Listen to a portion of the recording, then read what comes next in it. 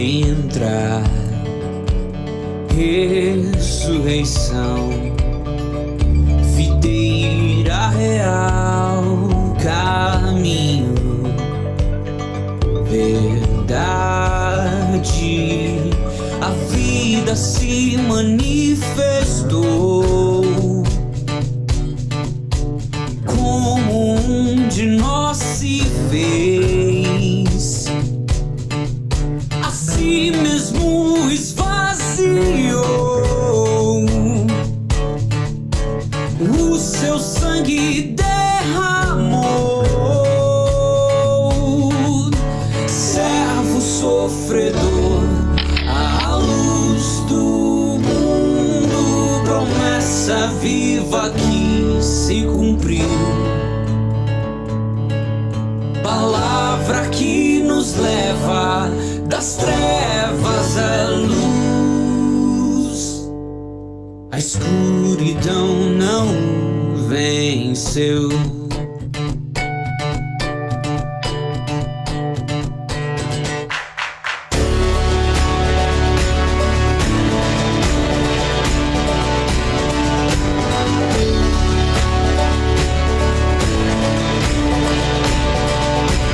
O Deus aqui, o verbo que se encarnou, a glória do Pai, o começo primeiro da criação e o sustento até o fim. A vida se manifestou como um de nós se fez, a si mesmo esvaziou, o seu sangue derramou, servo sofredor, a luz do mundo, promessa viva que se cumpriu, palavra que nos leva das trevas à luz. A escuridão não venceu.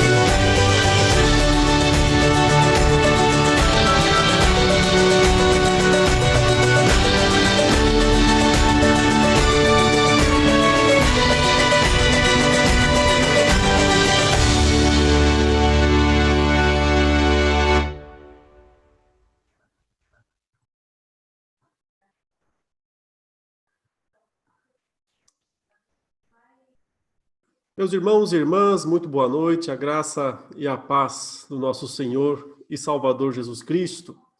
Nós estamos aqui na nossa aula ao vivo, em formato de live também, do Instituto Reformado de São Paulo, na nossa disciplina aqui com o reverendo Augusto Nicodemos, que já está também na sala virtual, já está presente. Essa disciplina é Combatendo os Falsos Mestres. Mas estão conosco também alunos de outras disciplinas, evidentemente, do curso completo que o reverendo tem ministrado aqui no Instituto. Bem-vindo, reverendo Augusto, está nos ouvindo aí? Pode falar alguma coisa? Boa noite, reverendo Leandro. Boa noite, queridos alunos, amigos que estão acompanhando. É um privilégio estar aqui com vocês e participar dessa aula ao vivo, com interação e com oportunidade de apesar de virtualmente, né, estar mais presente aí com vocês. Meu abraço a todos vocês e minha satisfação de participar desse momento. É de fato nesses dias complicados, né, que o pessoal está trancado nas casas, mas essa parte online, graças a Deus, também tem sido importante, né, para contribuir, colaborar com os nossos irmãos. Nós estamos com os alunos aqui, obviamente, do Instituto, mas também estamos na live aí com o canal do próprio irmão, né, Augusto Nicodemos, o canal do YouTube, tem muita gente lá assistindo através do canal, está no Instagram também, do Reverendo Augustus, está no nosso canal do YouTube também, da Igreja Presbiteriana de Santo Amaro, né?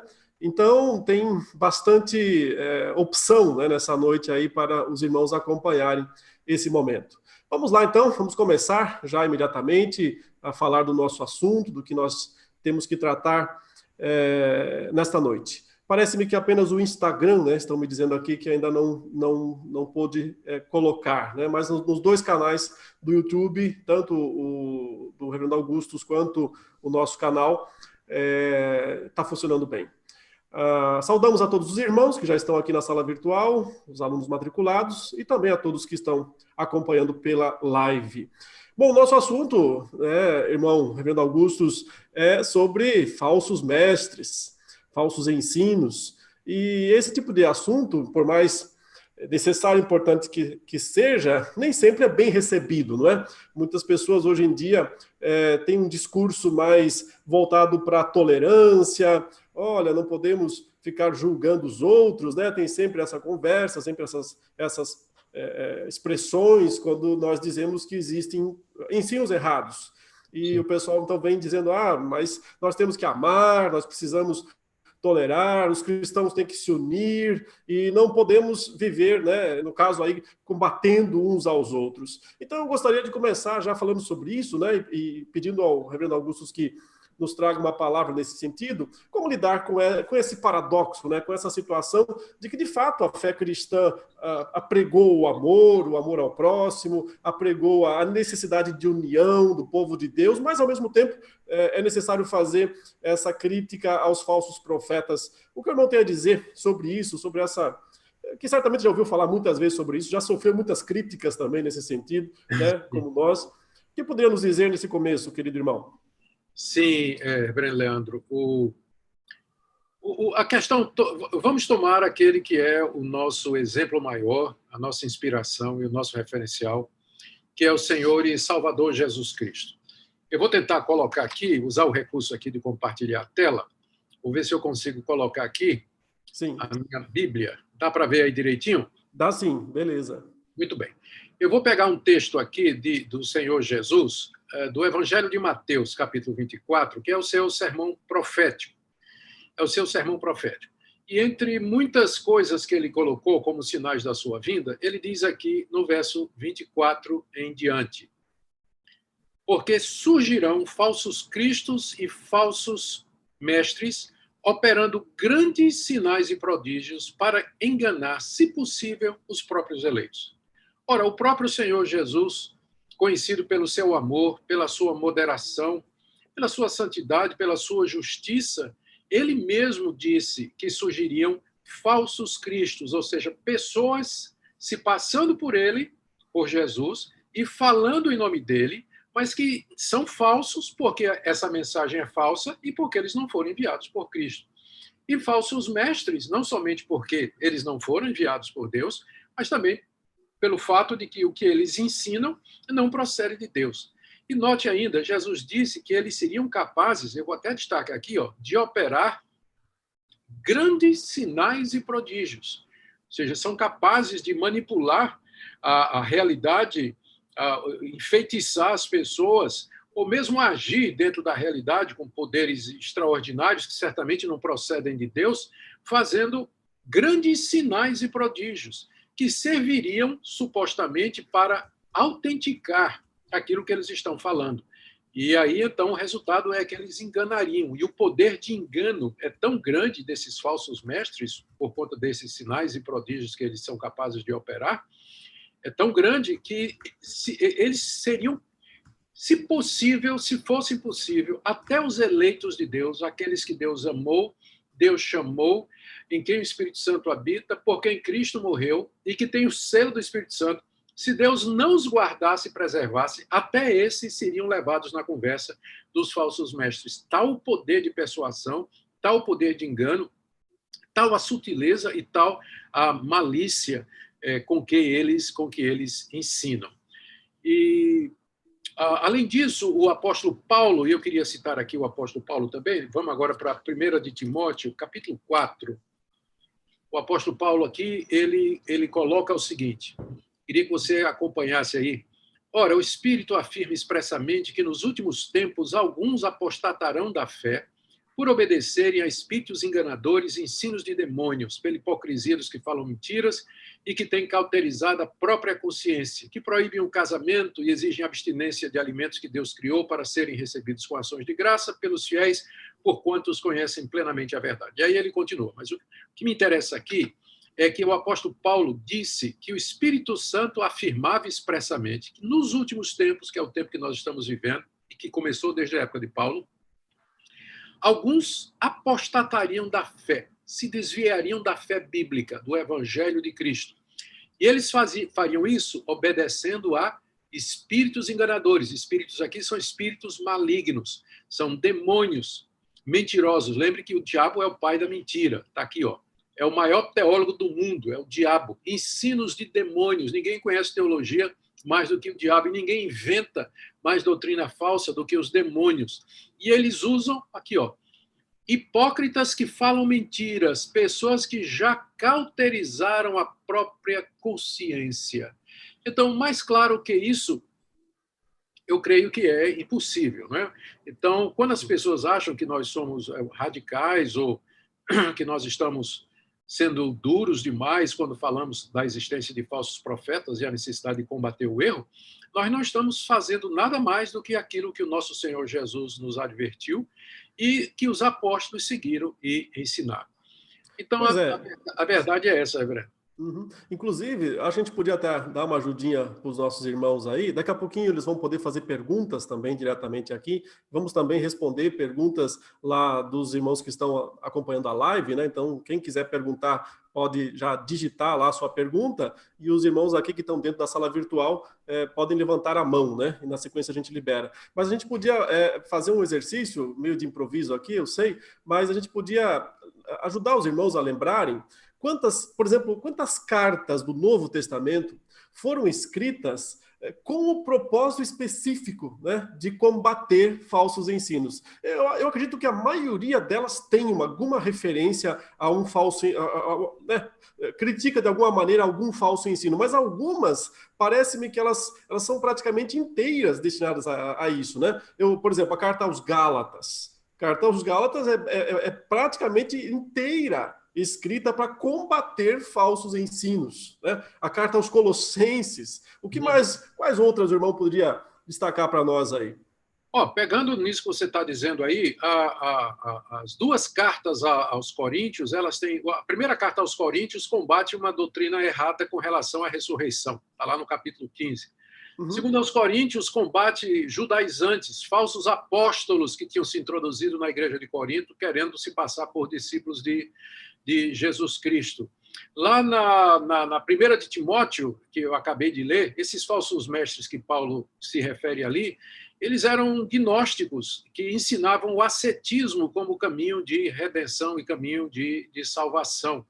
A carta de Judas combate libertinos, pessoas que extrapolavam a graça de Deus e abusavam da graça de Deus para viver uma vida de imoralidade. A primeira de João combate um gnosticismo incipiente, um sincretismo com algumas ideias dualistas, que inclusive os que estão fazendo o meu curso, combatendo os falsos mestres estão bem por dentro, né? Porque a gente já está tratando exatamente desses sinais aí.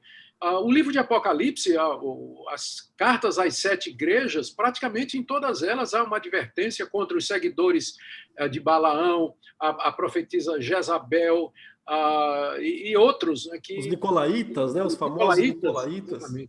Então, praticamente todo o Novo Testamento ele foi escrito a partir da necessidade de estabelecer a verdade de Deus e proteger e defender a verdade do Evangelho que nos foi trazida pelo nosso Senhor Jesus Cristo. Ou seja, se os apóstolos, né, fossem seguir essa ideia que tem, nós precisamos amar os outros, não podemos mostrar os erros dos outros, as falhas dos outros, nós não teríamos, talvez metade do Novo Testamento não existiria, né? Não teria sido escrito se eles seguissem esse raciocínio errado, né? Porque quando o amor, ele não pode compactuar com o falso, né? Com a mentira. Eu acho interessante a carta de Judas, porque parece que Judas, quando ele começa a escrever a carta, ele tinha um plano de escrever sobre a nossa comum salvação. Ele fala isso, né? Eu estava escrevendo para vocês para falar nossa comum salvação, mas aí eu percebi que tinha um negócio mais urgente. Mais urgente para fazer. Não é mesmo? Perfeito. Absolutamente. E o que ele queria era combater, de fato, os libertinos lá, que eram falsos mestres. Então, eu acho que essa é uma verdade fundamental para os nossos irmãos que nos acompanham, né? Que faz parte da pregação do Evangelho, do viver o Evangelho, também mostrar o que está errado, mostrar os erros teológicos, doutrinários. Isso é necessário. O Novo Testamento, basicamente, a maior parte dele existe para isso. Né? Então, se a gente abrir mão dessa tarefa que o Novo Testamento encampa de maneira tão enfática, né? Nós vamos estar certamente desobedecendo a um padrão aí do Novo Testamento. Mas muito bem, nós vamos, antes de liberar os irmãos para suas perguntas, né? Nós vamos permitir que os irmãos aqui que estão conosco no chat possam fazer suas perguntas diretamente aqui ao reverendo Augusto Nicodemos, e também vamos selecionar perguntas lá das lives, né? Mas antes, eu gostaria de apresentar rapidamente para os irmãos esse curso, na verdade, que o reverendo Augusto está ministrando no Instituto Reformado, porque muitos que nos acompanham lá, eles não têm ainda conhecimento de como é que funciona. Então agora é minha vez de compartilhar aqui a tela, eu vou compartilhar rapidinho para que os irmãos que talvez queiram, né, se matricular, possam fazer isso. Então, quando você entra no nosso site, o institutoreformado.com.br, esse é o site, é o nosso endereço, institutoreformado.com.br. O primeiro curso que está aqui em destaque é justamente o do reverendo Augustus, tá? Então é só clicar aqui nesse botão, matricule-se agora. Depois, se você quiser, você vai ver que nós temos outros cursos também. Nós temos, na verdade, 4 cursos completos aqui, né, de teologia. Mas o curso da vez, o curso que nós estamos realmente tendo o privilégio agora de ter, é esse que essa disciplina combatendo os falsos mestres é uma disciplina das 9 disciplinas que o reverendo Augustus tem gravado. Então você clica aqui em matricule-se e você vai abrir o site da matrícula, que é essa página aqui. E aí, olha que interessante, você tem 3 opções de se matricular aqui. Você pode se matricular nessa disciplina avulsa, combatendo os falsos mestres, e vai ter acesso a essas aulas ao vivo, tal, né? E todo o material gravado da aula. Então, além dessas aulas ao vivo, são mais 8 videoaulas gravadas pelo reverendo Augustus, com textos, né, o esboço da aula e um texto adicional. É um curso bem completinho mesmo. E esse curso que tem todo esse conteúdo, faz parte de um programa completo, que está aqui, olha, o curso completo, chamado Teologia Reformada, todo ele ministrado pelo Augusto Nicodemos. Veja rapidinho aqui quais são as disciplinas. A primeira, Fundamentos da Fé Reformada. A segunda, Fé Reformada e o Espírito Santo. A terceira, fé reformada e a vida espiritual. Quarta, fé reformada e liberdade cristã. Quinta, fé reformada e a interpretação das Escrituras. Aí nós temos 2 disciplinas abordando a carta aos Romanos. Interpretação de Romanos 1 a 7, que é a disciplina 6, e a 7, que é Romanos 8 a 16. Ou seja, a carta todinha de Romanos está aqui abordada, né, nessas 2 disciplinas. Aí aqui nós estamos agora, né, a TR8, Teologia Reformada 8, combatendo os falsos mestres, estudos em 1ª, 2ª, 3ª João e Judas. E no próximo mês ainda terá mais uma disciplina para fechar, né, essas 9, que é a TR9, Peregrinos no Mundo Perigoso, estudos nos Salmos, que também Augustus já está gravando, já está preparando essas disciplinas. Então veja, isso daqui, se o irmão puder se matricular, né, no curso completo, você tem aqui no mínimo 9 meses de estudo. No mínimo 9 meses de estudo. Se você conseguir fazer uma por mês, que dá para fazer, mas quem tem muito trabalho, às vezes precisa até de 2 meses para fazer uma dessas disciplinas. Todas elas têm 8 aulas com vídeo, texto, texto adicional, a maioria tem também, né? E fórum, onde você faz as perguntas diretamente lá e são respondidas. Então, esse curso completo, ou seja, você pode se inscrever em qualquer uma dessas aqui avulsa, a que você quiser, né? Ou então, o que a gente recomenda mesmo, se inscrever no curso completo. Como você sabe, as nossas disciplinas custam R$50, que é basicamente para manter, né, a estrutura toda funcionando do Instituto. Mas se você se matricular no curso completo, das 9 disciplinas, você tem aqui a opção, então, de dividir essas 9 disciplinas em 9 vezes e receber 4 livros grátis. Na opção 1, você escolhe aqui o curso completo, mais o kit A, e vai o livro Mantendo a Igreja Pura, do Augustus, os seus 2 comentários aqui, né, de 1 João, 2ª, 3ª João e Judas, que é bem o assunto desse curso atual, e esse livro aqui, As Boas Novas, quase esquecemos, do Kevin DeYoung, que é um excelente livro. Ou então, na opção 2, você escolhe então essa em vez da outra e recebe esses outros 4 livros aqui. O Caminhos da Fé, que é uma exposição nos Salmos de Romagem, que vai ser o básico da próxima disciplina, né, que nós vamos ter aqui. O Cristão e a Cultura, do Michael Horton. Olha que livro excelente aqui, olha. O Palmer Robertson, O Cristo dos Pactos. Para quem quer entender as alianças na Escritura, esse livro aqui é fundamental. E mais um livro aqui também desse excelente autor atual, né, reformado, Kevin DeYoung, A Fé que Nos Foi Dada.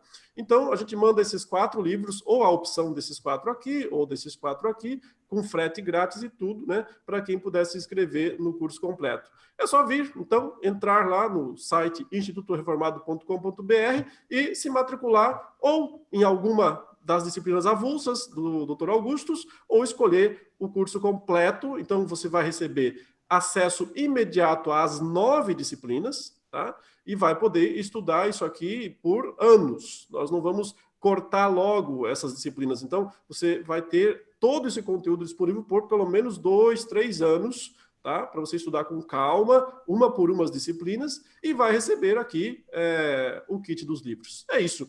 É só entrar lá no site e fazer a matrícula, se você quiser. Muito bem, vamos agora começar aqui dando oportunidade aos alunos, né, para poderem fazer perguntas. Eu vou começar, quem está em primeiro lugar aqui é a Carol Caldas. Carol, eu vou liberar o seu microfone e você pode fazer a sua pergunta diretamente ao professor Augustus, tá bom? Vamos testar o seu microfone. Por favor, peraí, vamos lá. Pode testar, por favor? Oi. Tá me ouvindo? Sim, perfeito, pode falar. Boa noite, graça e paz. Boa noite, Carol. Não poderia deixar de dizer que é uma honra fazer esse curso com o senhor. Obrigado. Eu que fico honrado e agradecido. E com o Leandro Lima também, o reverendo. Eu concluí esse último que o senhor deu, das profecias bíblicas, foi uma bênção também. Bom, eu vou tentar explicar um pouco a minha pergunta, mas eu acredito que não seja nada de diferente do que todo mundo já saiba. A gente vive uma realidade muito mística no evangelho brasileiro, né? Eu sou da Bahia, e isso aqui eu acho que é mais forte ainda. O sincretismo e o misticismo é muito forte.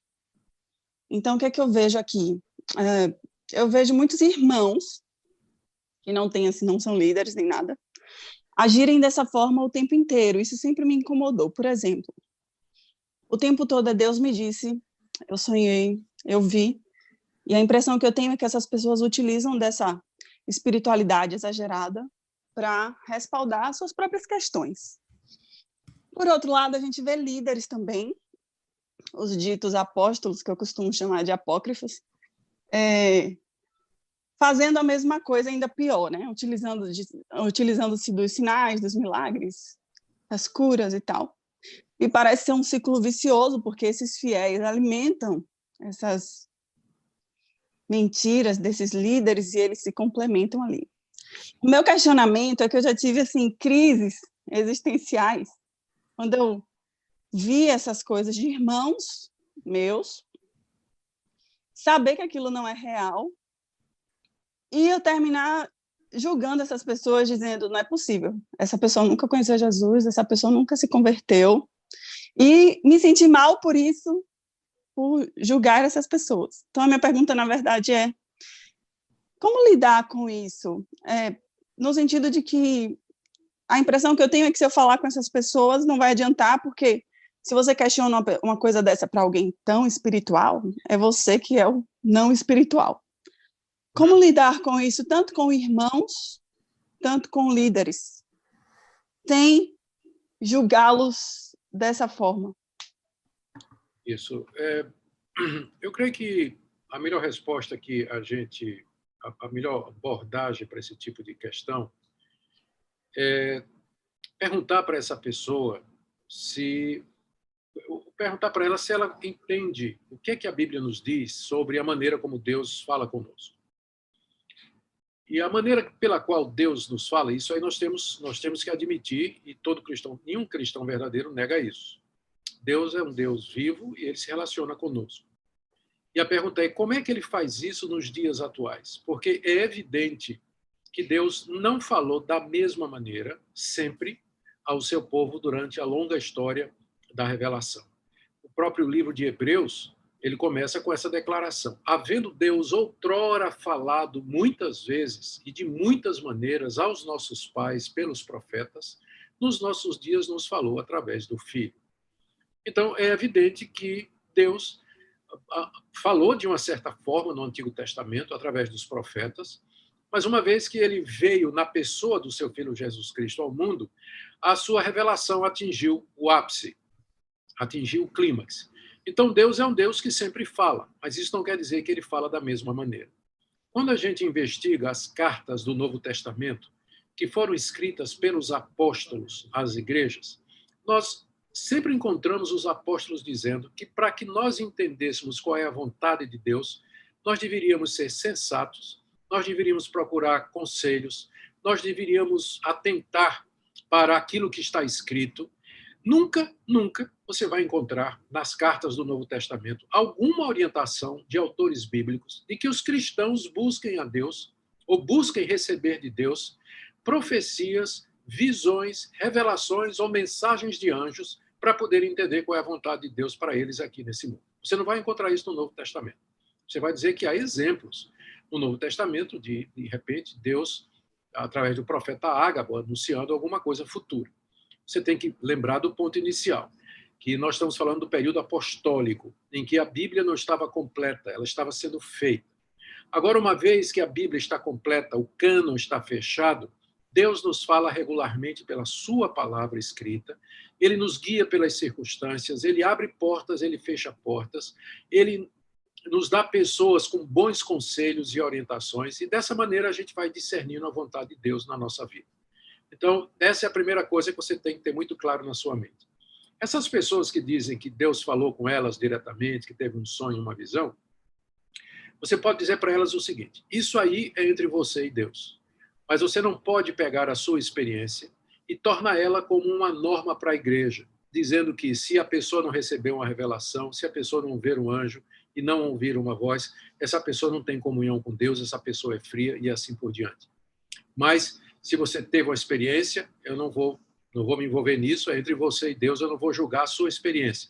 Mas uma coisa eu sei, na Bíblia, a maneira de Deus nos guiar é através da sua revelação e da maneira que ele se revela a nós na Escritura Sagrada. Então, tem muitas passagens na Bíblia do tipo, essa é a vontade de Deus, essa é a vontade de Deus para convosco. Por exemplo, essa é a vontade de Deus, a vossa santificação, 1 Tessalonicenses capítulo 4. Há dezenas de vezes em que a Bíblia nos diz, Deus quer isso, Deus quer isso. Então, nós já temos o suficiente para saber o que Deus quer de nós e não precisamos ficar abertos para esse tipo de misticismo que você falou corretamente, não é? E, por último, eu diria ainda dentro da sua pergunta, que não foi só uma, né? Foram várias, né? Dentro do que você falou, pessoas que se apresentam como enviadas por Deus e que não admitem críticas certamente não foram enviadas por Deus. Não existe ninguém que esteja fora de crítica. Se algum apóstolo diz assim, não me critique porque eu sou o servo do Senhor, não toque no ungido do Senhor, ele não é de Deus. Ele não é de Deus, porque todos nós estamos debaixo da palavra de Deus. Não tem ninguém que esteja fora dos critérios como o apóstolo Paulo diz assim, julgai todas as coisas, provai se os espíritos procedem de Deus. Então, não tem ninguém que está fora do escopo desse exame. Bem, obrigado então, Carol, também pela pergunta. Eu já vou liberar aqui o Tadeu, a Sueli, e depois eu vou responder, trazer algumas perguntas das lives, aí que já tem várias perguntas sendo feitas. Antes só, aqui o nosso irmão Toshio, né, ele perguntou o seguinte, que ele está fazendo essa disciplina Falsos Mestres, e ele quer fazer as outras 8 depois. Ele está perguntando se assim ele receberá os livros. Sim, se você fez uma disciplina ou 2 disciplinas, se matriculando nas demais, você recebe os livros também. É só que precisa lembrar isso na nossa secretaria, porque não vai ser automático, né? Você vai se inscrever nas demais disciplinas que faltam, né? Ou seja, em 7, ou 6, ou 5, o que faltar, você se inscreve lá e comunica à secretaria, olha, eu já fiz 3 disciplinas, agora estou me matriculando em mais 5, né? Ou mais 6, para dar as 9, e quero receber os livros, você vai receber os livros também. Deixa eu liberar aqui o Tadeu Melo para ele poder perguntar. Eu só vou pedir agora, porque a gente tem bastante perguntas também já da live, que os irmãos façam a pergunta bem direta, né? Já falo, a minha pergunta que eu gostaria de fazer é essa, tal, para a gente ganhar tempo aqui também e conseguir responder o máximo possível de perguntas nessa noite. Vamos lá. Tadeu, testa aí o seu microfone. Boa noite. Boa noite. Perfeito, pode falar. Obrigado, pastor, né? Leandro Lima. Prazer estar aqui com você também, viu, Augusto? O texto passado da primeira aula, Verdade e Pluralidade, ela tem uma passagem que comenta, né, que os apóstolos tratavam naquela época com paciência desvios práticos no culto e mau uso dos dons espirituais, né, de uma forma, né, mais firme. Mas eles tratavam pequenas distorções de quem era mais novo, convertido, ou quem estava se introduzindo, algumas pequenas distorções de uma forma mais branda. O senhor não acha que, às vezes, pequenas distorções, né, iniciam grandes modificações dentro da igreja? E eu tenho uma segunda pergunta a seguir, mas pode iniciar com essa, por favor, Augusto. Sim, mas o meu ponto ali naquele texto não era esse, Tadeu. Sim. O que eu quis dizer é que é evidente que os apóstolos eles têm muita paciência com os irmãos da igreja que estão, de alguma forma, equivocados na doutrina e na prática. É o caso, não em áreas essenciais, não em áreas essenciais. O melhor exemplo é a igreja de Corinto, uma igreja problemática, mas que Paulo pacientemente instruiu, escreveu pelo menos 2 cartas, provavelmente 4, 2 das quais a gente tem, tentando corrigir os problemas daquela igreja, fez 2 visitas. Então, Paulo usava de brandura, tinha uma atitude pastoral para corrigir esses irmãos. Mas, em outras situações, ele é extremamente radical, como, por exemplo, quando ele escreve a Timóteo e manda que Timóteo não tenha nada a ver com os falsos mestres que estavam infiltrados na igreja de Éfeso. Esses, sim, ensinavam heresia perigosa, ensinavam alguma coisa contrária à graça, ensinavam a abstinência como forma de se chegar a Deus, negando assim a obra completa de Jesus Cristo. Então, é claro, um desvio pequeno ele tem que ser tratado, isso não é o problema. Eu creio que devemos tratar todos os desvios, mas no caso de pessoas novatas, pessoas que estão começando, fazer isso com brandura. Mas no caso de gente já calejada, gente que a gente percebe que tem outros interesses, então tem que agir com firmeza mesmo. Muito bem. Pode fazer a segunda pergunta, então, Tadeu, bem rápido aqui para a gente passar para os próximos colegas. Tá, joia. Obrigado, viu, Augusto? E aí, com relação à segunda pergunta, eu não sei se o senhor já viu alguma coisa escrita sobre um fenômeno que aconteceu na África, né, alguns anos atrás, onde em diversas regiões, né, começaram a surgir apóstolos, né? Então, como a gente está tratando aí desse tema, no texto que eu li há algum tempo atrás, mostrava que esses apóstolos, a princípio, né, tratavam bem suas igrejas, mas à medida em que o poder deles, né, crescia, né, o poder humano crescia, eles se tornavam déspotas, eles se tornavam pessoas extremamente rígidas e chegavam a maltratar, né, os seus elementos pastoreados. Então, eu queria perguntar para o senhor se o senhor vê algum tipo de conexão, né, num lugar onde está se abrindo o evangelho, está crescendo o evangelho, né, os falsos mestres, através de orgulho, através de coisas carnais, né, se infiltram, né, pessoas que antigamente estavam bem intencionadas mudam completamente.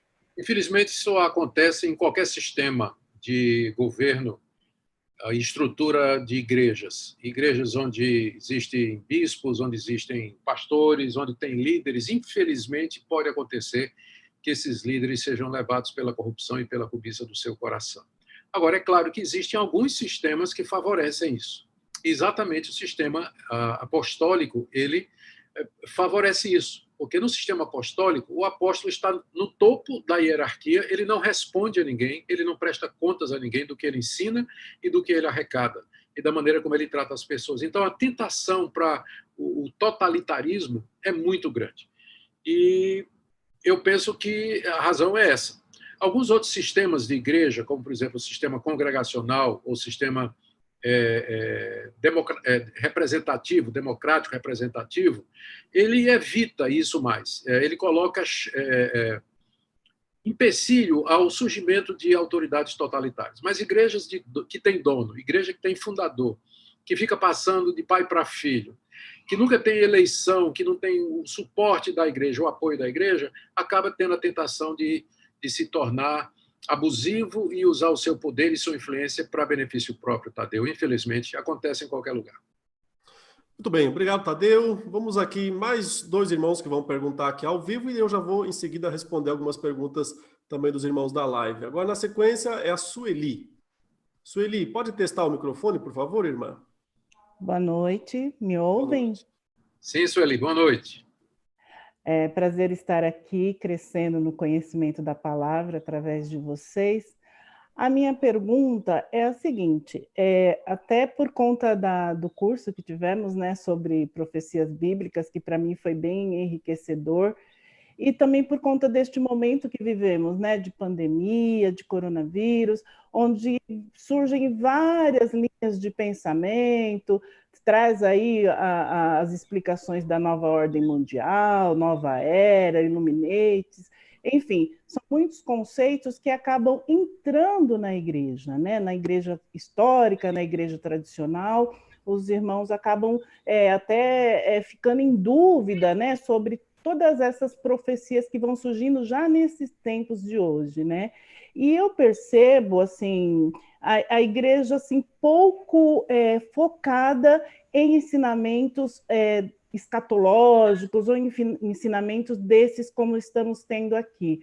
Como que o senhor vê, ou como que o senhor orienta? Eu fico pensando assim, será que não teria que ter alguma estrutura, dentro da estrutura da igreja mesmo, algum direcionamento para as igrejas, para os pastores tratarem mais deste assunto com as suas ovelhas, enfim, o povo de Deus estar mais preparado para combater realmente, além da pessoa ter o interesse individual de buscar esse conhecimento, a igreja como um todo conduzir o povo a esse conhecimento, a estar prontos para isso? Sim, Obrigada, eu acho que sua observação é muito, muito pertinente, Sueli, muito boa. Porque é em momentos como esse que nós recorremos ao ensinamento bíblico a respeito do fim dos tempos, porque é alguma coisa que, de repente, tudo aquilo se torna muito próximo de nós. Um evento sem igual no mundo, estamos vivendo essa época de uma pandemia sem precedentes na história mundial, uma crise também sem precedentes, que vai abalar, com certeza, a estrutura econômica mundial, vai mudar os costumes, vai mudar a cultura.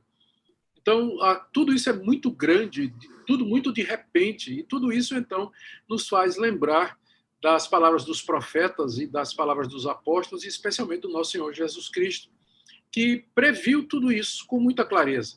O sermão escatológico de Jesus fala de tudo isso, fala de epidemias, fala de peste, fala de guerras, rumores de guerras, fala de perseguição contra os cristãos, do ódio generalizado contra os seus discípulos, fala do surgimento de poderes totalitários, inimigos da igreja, que vão procurar massacrar e acabar com a igreja. Então, o estudo da profecia bíblica, o estudo daquilo que nós chamamos de escatologia, é extremamente apropriado para os dias de hoje. Infelizmente, as igrejas dependendo da estrutura delas, elas não têm como passar uma recomendação geral para que os seus pastores tratem disso. O que a gente espera é que os pastores tenham um bom senso e que os pastores percebam que uma hora como essa não é hora de ficar ensinando ou trazendo falsas esperanças para o povo, ou tratando de assuntos que não estão trazendo resposta. O momento demanda respostas. Por que essa pandemia? Deus está por detrás disso? Qual é o propósito de Deus por isso? Por que ninguém profetizou que isso haveria de acontecer? Não é? Por que ninguém anunciou isso? E por que não estão curando? Não é? Se tem esses dons de cura, por que não estão curando, não estão ajudando o povo? Então, tem muita pergunta que essa pandemia está levantando e que a escatologia, boa teologia escatológica, ela nos dá a resposta. Então, os pastores deveriam ter bom senso e procurar pastorear o rebanho a partir das respostas que a Escritura nos dá nesse momento. E, certamente, o estudo da profecia bíblica é a melhor coisa para se fazer numa hora dessas. Com certeza, Sueli. Muito obrigado. Obrigado também. Me parece que essa pandemia está realmente desmascarando muitos aí, né? Falsos profetas, gente que fazia os famosos cultos aí de cura e cura e cura, e agora um vírus fechou todos os cultos de cura, né? Então, é interessante isso. Eu já vou liberar os irmãos novamente para perguntar aqui no vídeo, mas deixa eu trazer umas perguntas também da nossa live, né? Então, tem uma pergunta aqui, reverendo, do Matheus Felipe, uma pergunta bem direta. Falar nomes dos falsos profetas é certo? A gente vai por exemplo bíblico. Como é que a Bíblia trata isso aí? Porque os autores bíblicos, eles lidaram com falsos profetas nas suas próprias igrejas. Como é que eles fizeram? Em algumas ocasiões, eles se omitiram. Falaram de maneira geral nas cartas que eles enviaram para igrejas que tinham problemas. Por exemplo, Judas, na carta que ele envia às igrejas que estavam sendo infiltradas pelos libertinos, ele diz assim: estes homens estão aí no meio de vocês, eles se banqueteiam aí com vocês, eles participam das suas festas de fraternidade. Lucas não nomeia. Judas não nomeia. Entretanto, o apóstolo Paulo, na primeira carta que ele escreve a Timóteo, ele diz: Timóteo, cuidado com esses falsos mestres, porque alguns já se desviaram da verdade. Entre eles, Himeneu e Fileto, que eu já entreguei ao diabo. E mais adiante, na segunda carta, Paulo se refere a Alexandre o Latoeiro, que era um falso profeta também e que trouxe muitos males para ele. Então, eu creio... Ou seja, né? Exatamente. Cita o nome mesmo. Não? Cita mesmo. Então, há situações em que nós precisamos nomear. Quando está em jogo a vida da igreja, quando aquele falso profeta, está ameaçando o bom andamento da igreja e que os membros da igreja precisam discernir, os membros da igreja precisam saber exatamente, então é preciso, às vezes, nomear. E outras vezes não é necessário. Basta você falar de maneira geral e aí o bom entendedor ele vai entender. A Igreja Presbiteriana do Brasil, ela teve que nomear, há cerca de uns 15 anos atrás, não é isso, reverendo Leandro? Uma pastoral sobre a Igreja Universal do Reino de Deus, uma vez que essa igreja, liderada por Edir Macedo, ela vinha trazendo ensinamentos bem contrários à palavra de Deus, causando bastante confusão, como até a Sueli lembrou aí, né? Eles entram até nas igrejas tradicionais e tudo. Então, a Igreja Presbiteriana do Brasil elaborou um documento, analisou objetivamente as publicações, não emitiu juízo, mas disse que quem cresce ou disse que nós não consideramos como igreja irmã, portanto, nós consideramos como seita, aquelas igrejas que seguem as doutrinas similares à Igreja Universal do Reino de Deus. E o nome estava muito claro lá, as citações estavam muito claras. Então, foi um momento de necessidade, o que foi feito com muita clareza, com muita transparência, se tornou um documento público e está aí hoje. Então, há situações que precisa nomear. Outras não é necessário, é daí que vem a sabedoria, né? Saber a hora de fazer isso. Muito bem. Uma pergunta aqui também do Tiago, da Bianca Dias. Como identificar um falso profeta? O ideal era fazer o curso completo nosso aí. Eu ia dizer isso, né? Matricula aí no curso que você vai saber direitinho. Mas se quiser dar um resumo, Vou aí, um super resumo. Isso. Eu diria o seguinte, você tem algumas características bem peculiares do falso profeta ou da seita dele, do movimento dele.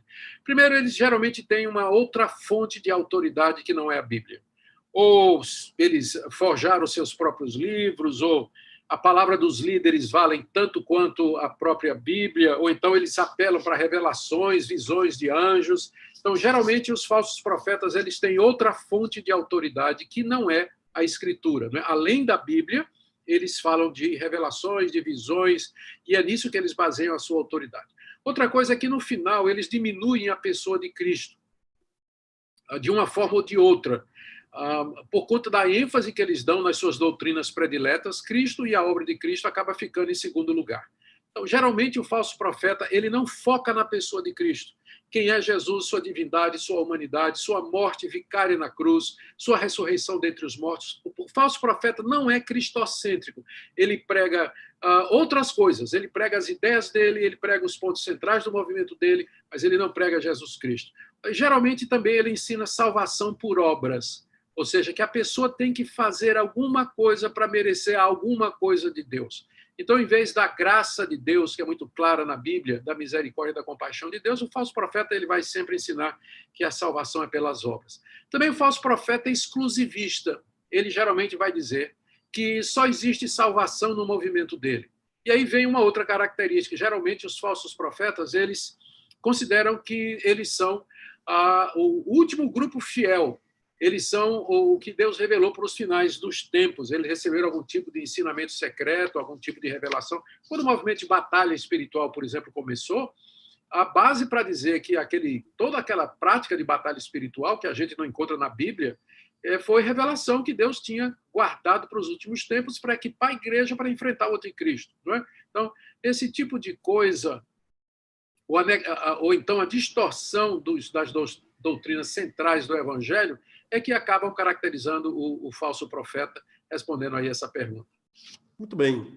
Eu vou liberar agora o Anderson Tavares para fazer a pergunta, mas eu vou mais uma vez insistir com os irmãos aqui no vídeo para tentarem fazer a pergunta bem direta, né? Não precisa contar toda a história, porque nós já estamos acostumados a responder perguntas assim. Então, pode fazer a pergunta direta. A minha dúvida é essa, minha pergunta é essa, porque assim a gente ganha tempo e mais irmãos podem também perguntar. Então, vamos lá. Anderson, pode testar o microfone, por favor? Boa noite, a paz do Senhor. Pai do Senhor. Paz do Senhor, reverendo. Amém. Augusto Nicodemos e Leandro Lima.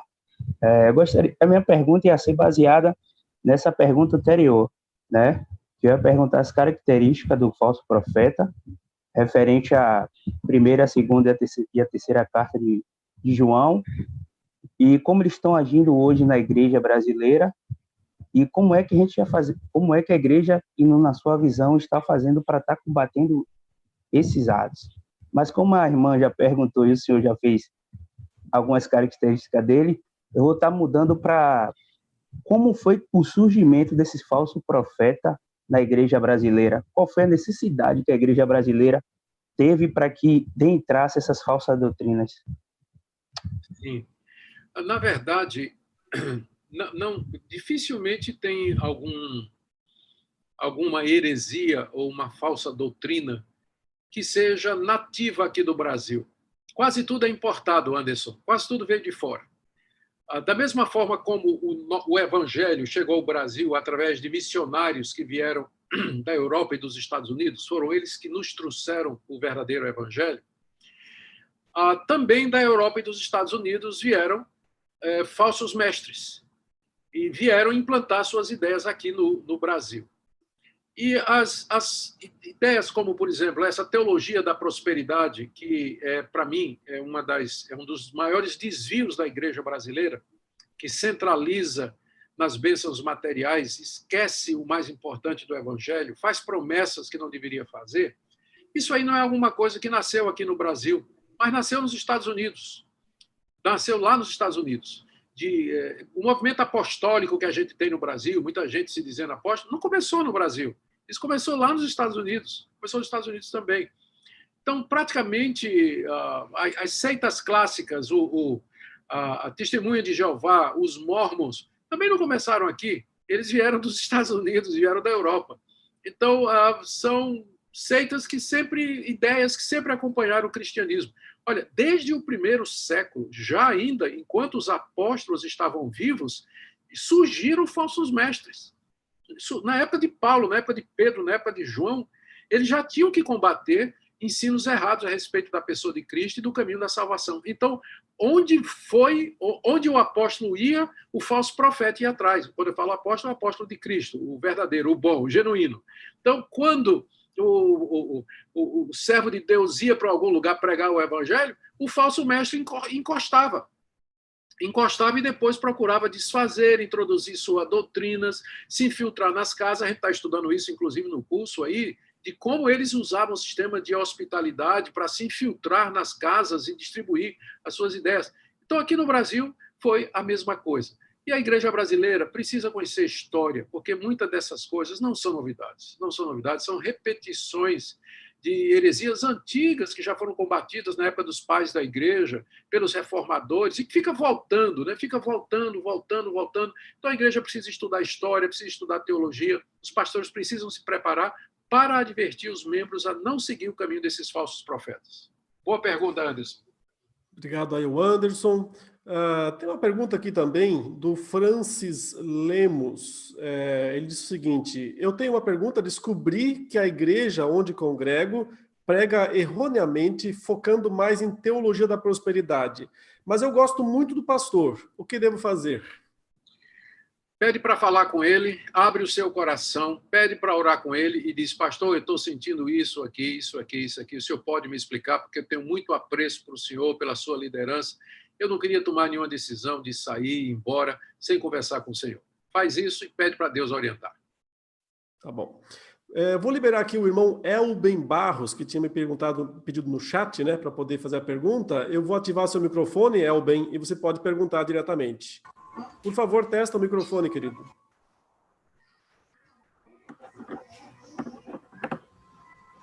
Pode perguntar. Boa noite. Boa noite. Graça e paz, é uma honra estar sendo aluno do pastor Leandro Lima, não é? Pastor Augusto Nicodemos. Fico muito feliz nessa oportunidade, minha primeira vez, né, no Instituto, não é? E eu faço parte de um grupo de irmãos também, no privado, não é? E saiu agora recentemente, eu acho que os senhores já acompanharam, né, sobre um determinado pastor, e por ética não vou falar o nome, falando de que Deus não está no controle, não é? Das coisas, caos, morte, e por aí vai, não é?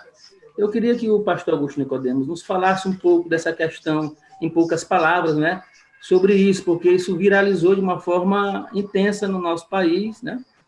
Que Deus não está no controle. Pegando o ensejo do pastor Augusto, no início da palavra, né, sobre falsos mestres, eu acredito que isso é pertinente também, não é? É um falso ensino, né? É um falso mestre. Eu queria ouvir o nosso pastor aí nos iluminando sobre esse assunto. Muito bem, Elben. Essa doutrina, essa heresia aí, ela é heresia na área da teontologia ou do ser de Deus, porque vai acabar negando ou diminuindo a pessoa do nosso Deus. Chama-se teologia relacional e ela tem origem, na verdade, há alguns séculos atrás, no socinianismo, que era uma heresia que ensinava que Deus não era onisciente, Deus não conhecia o futuro e que, portanto, ele era apanhado de surpresa, justamente como nós. Era uma heresia que diminuía esse atributo de Deus, além de outros atributos de Deus.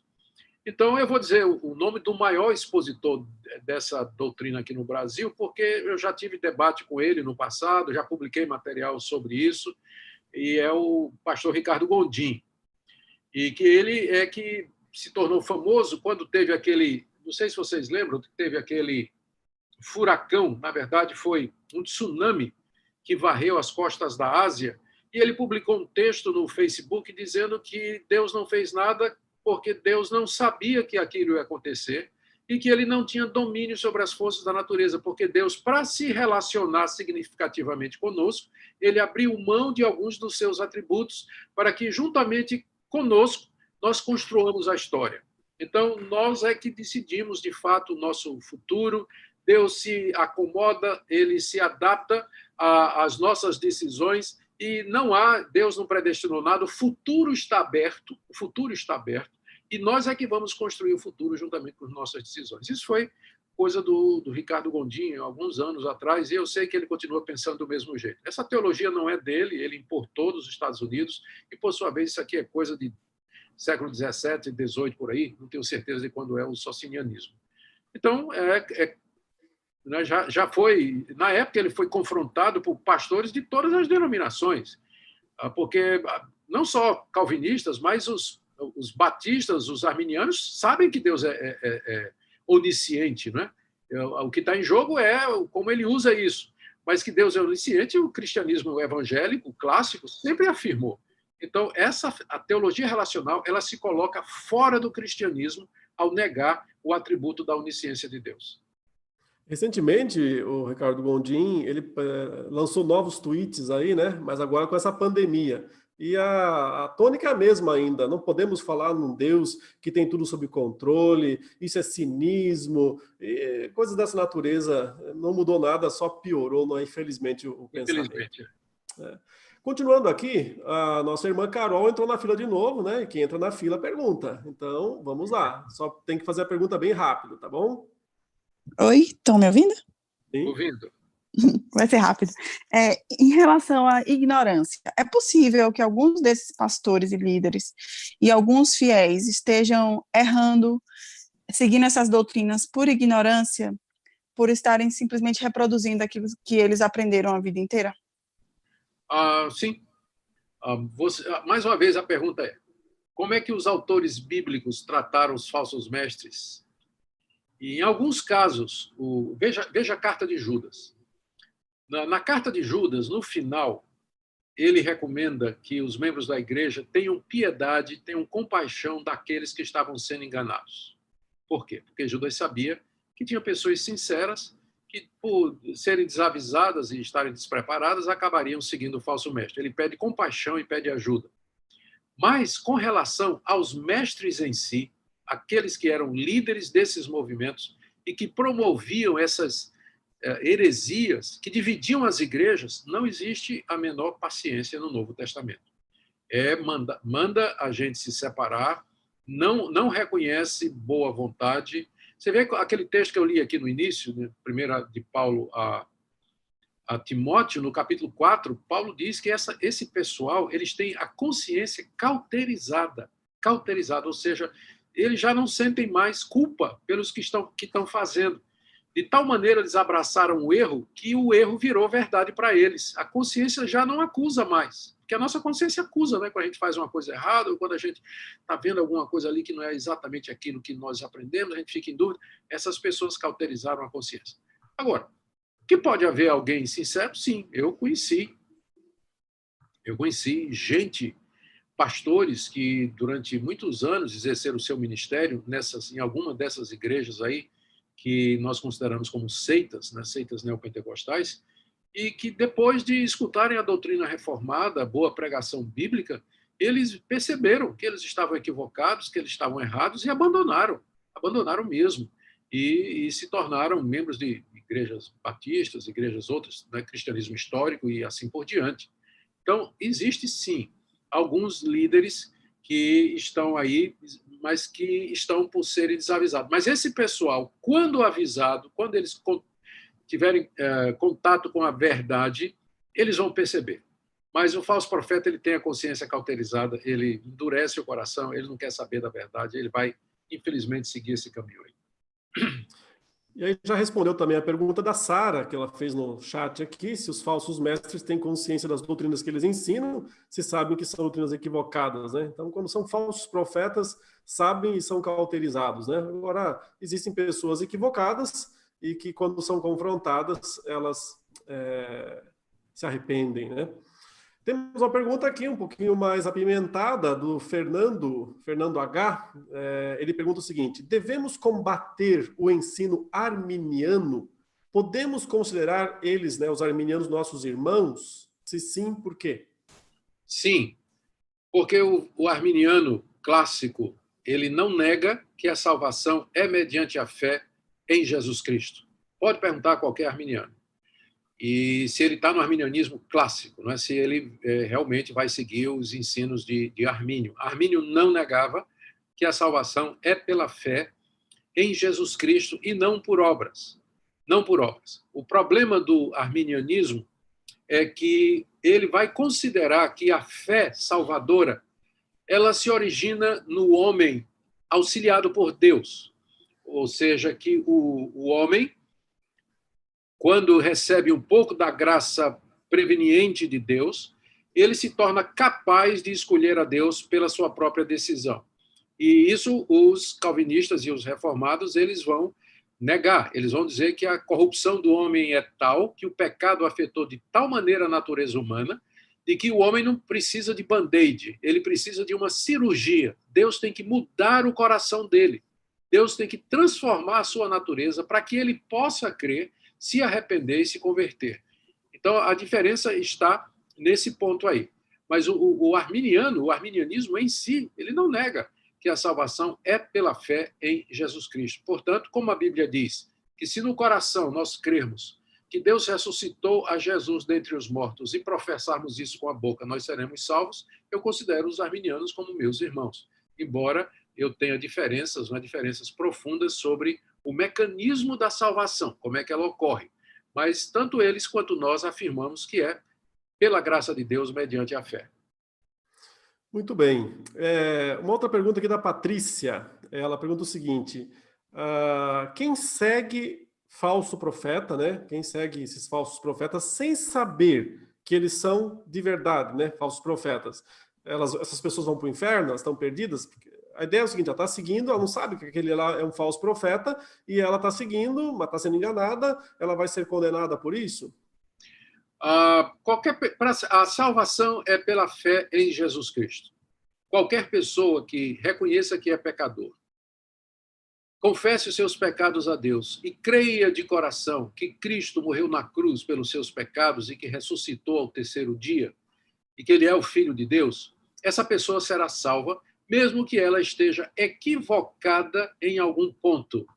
Mesmo que ela esteja equivocada, por exemplo, com relação à forma de governo da igreja, a forma de batismo, sistema de arrecadação de ofertas, se ela de coração crê no Senhor Jesus como seu único e suficiente Salvador, ainda que ela esteja sinceramente, ainda que ela esteja errada em outros pontos e sendo enganada por um falso profeta, nesses outros pontos que não são essenciais, isso não vai levá-la para o inferno, porque ela crê no Senhor Jesus Cristo de todo o coração. Mas se ela segue um profeta, um falso profeta, que de alguma maneira ensina alguma coisa contrária à salvação pela graça mediante a fé em Jesus Cristo, alguma coisa que diminua a pessoa de Cristo, que negue a Trindade ou qualquer uma das doutrinas fundamentais, essa pessoa não terá desculpa diante de Deus. Ela será condenada pela sua incredulidade, será condenada por ter seguido o erro. Lembra o que é que diz Paulo aqui? Deixa-me aqui só um minutinho. Eu vou abrir aqui rápido, não devia perder tanto tempo com a pergunta, mas deixa aqui tentar achar um texto aqui que eu considero extremamente importante, que é 2 aos Tessalonicenses, capítulo 2. Sempre tem espaço para a Bíblia, reverendo. Pode mostrar. Sempre tem espaço para a Bíblia, não é? Exatamente. Está aqui, ó. Está falando sobre o surgimento do anticristo. Olha o que é que Paulo diz aqui. Ora, o aparecimento do iníquo, que é o anticristo, é segundo a eficácia de Satanás, com todo o poder, sinais e prodígios de mentira, e com todo o engano de injustiça aos que perecem. Agora veja. Porque não acolheram o amor da verdade para serem salvos. Então, pessoas não acolhem o amor da verdade, ou seja, eles não acolhem aquela verdade de que Cristo morreu por nós e o Deus que nos ama nos oferece perdão e salvação através dele. Aí veja o verso 11. É por esse motivo que Deus lhes manda a operação do erro para darem crédito à mentira. Tem muita gente que está aí cegada, sem perceber que está seguindo um falso profeta, como juízo de Deus sobre ela, porque ela rejeitou a verdade algum dia. Algum dia ela ouviu a verdade, ela não acolheu essa verdade, o amor da verdade, e Deus então entregou essa pessoa ao seu próprio coração. Está aí o texto. Ó. Deus manda a operação do erro para darem crédito à mentira. Então, eles estão acreditando na mentira porque estão cegados, e essa cegueira é o juízo de Deus sobre elas. Olha o que diz o verso 12. A fim de serem julgados todos os que não deram crédito à verdade, antes, pelo contrário, deleitaram-se com a injustiça. Então, isso aqui é muito sério, muito sério. A pessoa rejeita a verdade, a pessoa foi criada, por exemplo, no Evangelho, ouviu o Evangelho, conhece o Evangelho, ela rejeita. Uma hora dessa, Deus vai entregar um falso profeta. E a pessoa vai acreditar na mentira, e vai pensar que está seguindo a verdade, e não vai perceber. E no final ela vai ser julgada e condenada por Deus. E essa resposta também já é uma resposta para a pergunta do nosso aluno, o Amós Tomás, né? Ele disse se poderia existir um regenerado dentro de uma seita. E pode, né? Se Deus quiser regenerar, ele é soberano. Agora vai ser difícil ele continuar lá nessa seita depois de ter sido regenerado, né? Muito bem, vamos passar agora ao Danilo Amaral. Vou liberar o seu microfone, Danilo, você vai fazer sua pergunta bem objetiva também aqui ao reverendo. Oi, boa noite, irmãos, pastor Leandro e Augustus, graças e paz. Pastor, a minha pergunta é o seguinte, no Antigo Testamento nós vemos que Deus entregou a lei ao povo, e uma vez que esse povo se afastava da lei, Deus enviava os seus profetas para que eles retornassem às Escrituras. A maior marca dos falsos ensinadores e falsos mestres é dizer que Deus falou com eles, ou seja, em sonhos, visões e revelações, mas seria correto afirmar que uma vez que a gente vive numa modernidade onde as pessoas não leem a Bíblia, não dão importância à palavra de Deus, Deus, por um ato de misericórdia, pode usar esses outros meios, seja visões, revelações, por um ato de misericórdia ou nem por isso? A gente não pode dizer a Deus que ele não pode fazer isso ou aquilo, né? Deus é soberano. E se Deus quiser aparecer num sonho, numa visão, numa revelação a uma pessoa, ele pode fazer isso. Ele é Deus. Nós não podemos negar. O que nós estamos dizendo é que se ele fizer isso, isso é uma coisa extraordinária e não é alguma coisa que a gente deveria esperar, porque não é isso que Deus diz que a gente deve esperar. No caso do povo sem noção, no caso do povo sem conhecimento, a resposta não é a manifestação de Deus através desses meios extraordinários, mas é Deus levantar pregadores, Deus levantar missionários, obreiros, crentes, que conheçam a verdade e que ensinem a verdade. O mesmo Deus que pode dar sinais e prodígios é o mesmo Deus que pode levantar um Elias, no período ali do baalismo, né, quando ele dizia, estou sozinho, não tem mais ninguém comigo, Deus levantou lá Elias para trazer o povo de volta à verdadeira religião, que era aquela que foi revelada a Moisés. Então, Deus levanta missionários, Deus levanta obreiros. Essa seria a resposta bíblica, né? Se a pergunta é de que maneira Deus se faz conhecer Deus nos faz conhecer a verdade em meio a uma situação em que existe tanta ignorância, o povo não quer saber de Bíblia nem nada, a resposta é levantar bons pregadores, levantar gente que ensine a palavra, evangelistas, obreiros que vão levar a palavra, em vez de sinais e prodígios revelatórios, como sonhos, visões e aparição de anjo. Muito bem. Vamos aqui, uma pergunta escrita aqui também por um aluno nosso. O Mário, ele está perguntando aqui, a maior dificuldade de combater os falsos profetas é que alguns irmãos dizem, não pode falar mal dos pastores. E aí ele pergunta, como combater os falsos profetas se a gente não pode falar mal dos pastores, né? Não pode falar sem machucar as pessoas? Falar mal a gente não deve falar, né? Mas falar a verdade com amor e com franqueza, claro. O melhor exemplo disso está lá em Gálatas capítulo 2, quando o apóstolo Paulo se viu obrigado a confrontar o Pedro, né, o pastor Pedro, que era inclusive colega dele, né? Aqui narrado em Gálatas capítulo 2, quando Paulo percebeu que Pedro estava andando de uma forma não muito correta, está aqui, ó, capítulo 2, verso 11, ele diz aqui no verso 14. Quando, porém, eu vi que não procediam corretamente segundo a verdade do Evangelho, eu disse a Cefas na presença de todos. E aí ele confrontou Cefas na presença de todos. E aqui no verso 11 ele diz assim, ó, quando, porém, Cefas veio a Antioquia, eu lhe resisti face a face. Ou seja, Paulo confrontou Pedro quando Pedro estava errado a respeito de uma prática. Então, a gente pode seguir o mesmo exemplo. Se Paulo confrontou o próprio apóstolo Pedro, será que nós não podemos confrontar pastores ou líderes que, porventura, estejam em erro, desde que nós façamos isso com educação, com respeito, com humildade, orando para que Deus nos use para abençoar aquela pessoa. Então, deve ser feito, sim. Muito bem, eu já vou trazer mais algumas perguntas da live, mas tem a pergunta da nossa aluna Maísa. Ela até relata aqui o seguinte, faço parte de uma igreja que crê que a Bíblia é toda por parábola e que não acredita na vinda de Cristo e muitas outras coisas. Ela pergunta, então, como questionar essas atitudes e sair da igreja sem ficar mal vista nessa história toda? A melhor coisa é você conversar com a liderança da sua igreja. Você pedir um momento, sentar com a liderança da sua igreja, dizer que você não consegue concordar mais com o ensino da igreja, você agradece tudo de bom que você recebeu naquela igreja, a amizade, o carinho das pessoas, diz que você vai estar orando por eles e procure uma igreja que creia na Bíblia, uma igreja que ensine a palavra de Deus, que creia na vinda do Senhor Jesus e em todas as doutrinas fundamentais do cristianismo. Vou liberar aqui para o Paulo Vieira. Paulo Vieira, pode perguntar no microfone aí, querido. Paulo, você está por aí?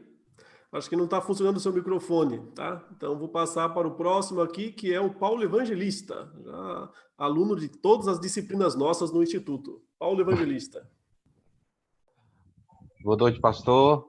Boa noite. Paz e graça. Amém. Boa noite, reverendo Augusto. Prazer em estar com você ao vivo pela primeira vez, mas eu já sou seu aluno há bastante tempo. Obrigado. Tá bom, reverendo? Amém. É um prazer. A minha pergunta, eu gostaria que você falasse um pouquinho, em poucas palavras, a respeito da teoria do processo. O que significa a evolução da teoria do processo? Certo. Essa área aí, é uma área que eu não estou muito familiarizado, Paulo, porque é a área de teologia sistemática. E a teologia do processo, ela basicamente falava a respeito é o resultado da influência do evolucionismo, inclusive na teologia. Na verdade, é uma influência que fracassou, ela não teve muito resultado, não. A ideia básica é que Deus evolui juntamente com o mundo. É uma espécie de teologia relacional mais sofisticada. Deus evolui juntamente com o mundo, Deus aprende, e Deus se torna mais Deus. Ele vai crescendo e vai evoluindo juntamente com a humanidade. Isso aí é uma tentativa de explicar as diferentes fases da revelação. Por exemplo, o Deus do Antigo Testamento era um Deus que era mais radical, mais duro, que permitia guerras onde morriam mulheres, crianças, queria sacrifícios de animais. Mas aí no Novo Testamento já é um Deus que não quer essas coisas e ele é mais voltado para o amor. Então, como explicar isso? Nós temos a nossa explicação, não é? Nós temos a nossa explicação, mas a teologia do processo, ela é influenciada pela ideia de que o mundo, a vida e os seres viventes, eles estão onde estão por conta de um processo constante de evolução, e uma vez que Deus não pode ser separado da sua criação, isso aqui é importante também, a teologia do processo é um pouco panteísta, não é? Deus está ligado à sua criação, e, portanto, à medida que o mundo evolui, Deus também evoluiria, Deus aprenderia, Deus se tornaria cada vez melhor. Então, é claro, isso aí não é cristianismo, né? Está muito longe de ser o cristianismo bíblico, está muito longe da visão de Deus como sendo o criador de todas as coisas, que existe por si mesmo, perfeito, absoluto, de eternidade a eternidade, e que não é a sua criação. Ele não está imanente, ele está imanente, ele está presente na sua criação, mas ele não é parte dela. Se o mundo pode acabar e Deus continua sendo Deus, não alteraria nada em Deus. É isso aí. Muito bem. Então, a pergunta do André Martins aqui, reverendo, ele está perguntando sobre a teologia coach, né? Agora nós estamos aí com o movimento coaching dentro da igreja também. E o que o irmão tem a falar sobre isso? Se isso é um novo celeiro aí para falsos profetas? Aham. Nós temos que fazer aqui uma distinção muito importante. Existe essa metodologia de coaching, ela é muito usada no meio secular e com algum sucesso. E não, nesse ponto eu não teria muita dificuldade. É um sistema de preparar as pessoas e capacitar as pessoas a encontrar ou atingir determinadas metas e alvos que elas têm. Então, na área de negócios, na área de business e desenvolvimento pessoal, eu não tenho dificuldades com isso aí. Meu problema é quando isso é adotado como metodologia na igreja, porque a teologia do coaching, ela parte de a ideologia do coaching, né, na vida prática, ela parte de algumas ideias que são contrárias ao pensamento cristão, sendo a mais importante uma visão boa do coração humano. Para que o coaching ele ideologicamente se sustente, ele tem que partir do princípio de que as pessoas encontram recursos mentais, morais e éticos dentro de si próprias e que elas se superam para poder encontrar suas metas. Já o cristianismo diz que o homem, por definição, ele é corrompido, que o seu coração é inclinado a todo mal e que ele precisa da ajuda de Deus e do Espírito Santo ou da graça comum de Deus para poder fazer algum bem, para poder alcançar alguma coisa boa aqui nesse mundo. Então, na hora que a ideologia, né, o método coach, ele é usado na igreja, então problemas podem acontecer. Problemas podem acontecer. E a gente já vê isso acontecendo, né, com a utilização dessa metodologia. Então, precisamos ter cuidado com relação a isso, fazer a distinção entre aqueles que são profissionais. Há cristãos que utilizam esse método, mas no trabalho, né, como ferramenta de desenvolvimento pessoal, nunca dentro da igreja, isso aí a gente precisa respeitar, mas trazido para dentro da igreja vai trazer problemas, como outras metodologias que são humanísticas também. Uhum. Temos uma pergunta aqui, um pouquinho mais técnica do Toshio. Reverendo Nicodemos, ouviu um irmão falar que sobre o homem Jesus veio o Espírito de Cristo, formando assim Jesus Cristo. E ele está perguntando se isso é gnosticismo ou se estão fazendo alguma interpretação errada de alguma parte da Bíblia, como, por exemplo, do batismo de Jesus, quando o Espírito desceu sobre ele. Não, isso, na verdade, isso aí é uma explicação que foi dada já no primeiro século, se não me engano, ela tem origem em Valentino, na Valentina do segundo século, mas Valentino foi quem oficializou isso aí. Mas o problema todo é que no primeiro século,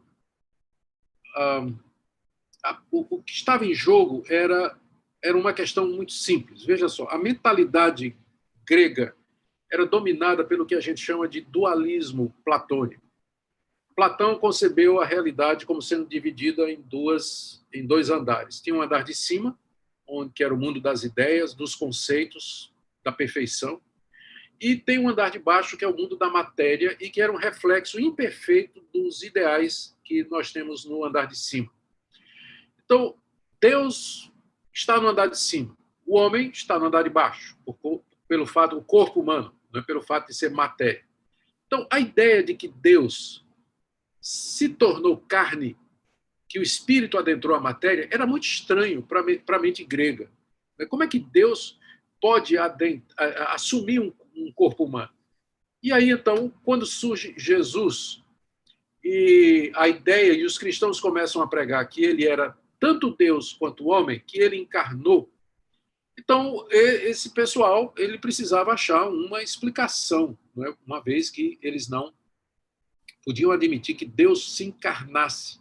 E uma das explicações, teve explicações que negavam a divindade de Cristo, não é? Outras que negavam, essas foram as predominantes, negavam a sua humanidade, dizendo que o corpo dele era apenas aparente, era um corpo iônico, etéreo. E outras diziam que havia, na hora que Jesus era uma pessoa normal, nasceu como todos nós nascemos, e que na hora que ele foi batizado, o Cristo iônico, o Cristo espiritual veio sobre ele.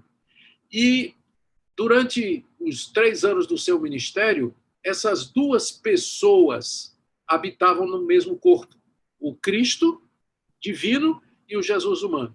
Na hora que Jesus vai morrer na cruz, o Cristo divino se separa dele para que ele possa morrer. Por isso que ele diz, Deus meu, por que me desamparaste?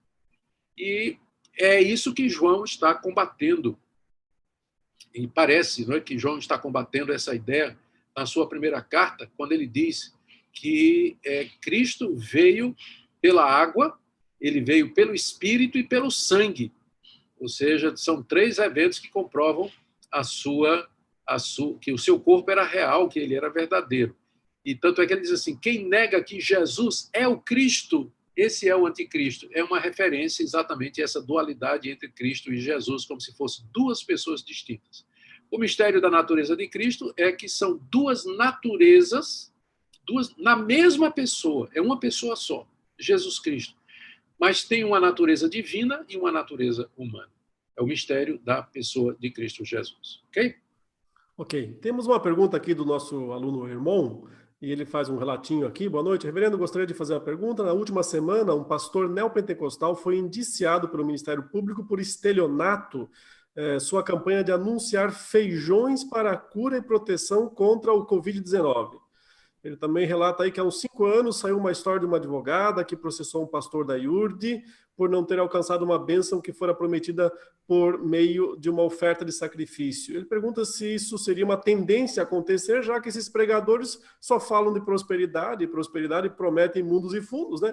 Então, se isso é uma tendência que pode acontecer mais e mais. A tendência em que sentido? Processar... As pessoas começarem a processar pastores, igrejas, Ministério Público entrar na história. Infelizmente, sim. Verificado que se trata de um falso profeta, verificado que se trata de um estelionatário, alguém que está se valendo da boa-fé do povo para arrecadar dinheiro em benefício próprio, ele tem que ser denunciado mesmo. É isso mesmo. E o ruim disso é que o grande público e a imprensa, por vezes, não faz a distinção entre esses pastores e os verdadeiros pastores. A grande maioria dos pastores no Brasil são bons pastores que trabalham duro para sustentar o rebanho espiritualmente, para alimentar o rebanho, visitar, pastorear, cuidar das ovelhas, e às vezes em situações muito difíceis. Mas existem esses falsos profetas que abusam da ingenuidade das pessoas, da fé dos fiéis, e acabam levando proveito financeiro. Deveriam ser denunciados, sim. Uhum. Eu vou liberar agora aqui para fazer a pergunta com o microfone o nosso irmão Tânio. Ele é lá de Angola. Está aparecendo só como iPhone aqui, mas eu perguntei o nome dele individualmente. Ele me falou que é de Angola e o nome dele é Tânio. Então, vamos ver se vai funcionar o microfone certinho, Tânio. Pode testar aí. Espera aí que eu vou liberar de novo, só um pouquinho. Não mexe no seu... Eu vou liberar e você tenta falar. Espera aí. Agora, tenta aí, querido. Certo. Boa noite, pastor Leandro. Boa noite. Boa noite, reverendo Augusto Nicodemos. Boa noite, Tânio. Eu pedi a palavra porque aqui em Angola já são 2 da manhã, 2h18 da manhã. A gente já vai terminar. Ok. Eu vou fazer a minha pergunta e vou deixar no chat também a preocupação de um irmão meu cá em Angola. Mas a minha pergunta é, o Brasil e Angola são países muito influenciados pelo misticismo. E eu acredito que o misticismo também seja um fator relevante para a apostasia. Não será que a igreja, tanto em Angola como no Brasil, a igreja no geral, devesse fazer uma aposta real e verdadeira na instrução? Porque muitas vezes o pastor sai da universidade, sai da faculdade.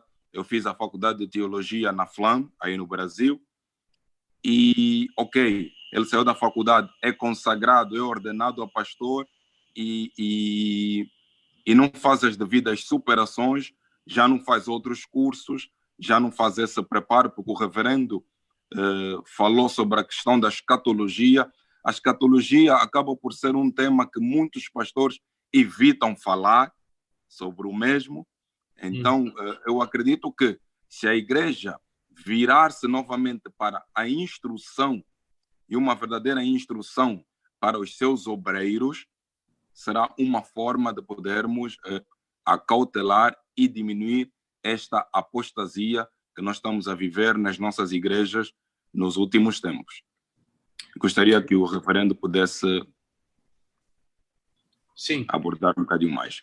Sim, eu não tenho dúvida de que o espírito místico do brasileiro e do africano contribui para esse tipo de coisa. E o que é interessante, Tânio, é que é a mesma realidade no mundo greco-romano na época do apóstolo Paulo e na época dos primeiros cristãos. O mundo daquela época, o mundo em que a igreja primitiva viveu e que ela surgiu, era um mundo extremamente místico. Havia as religiões de mistério que procediam da Mesopotâmia, da Frígia, que ensinavam rituais secretos aos iluminados.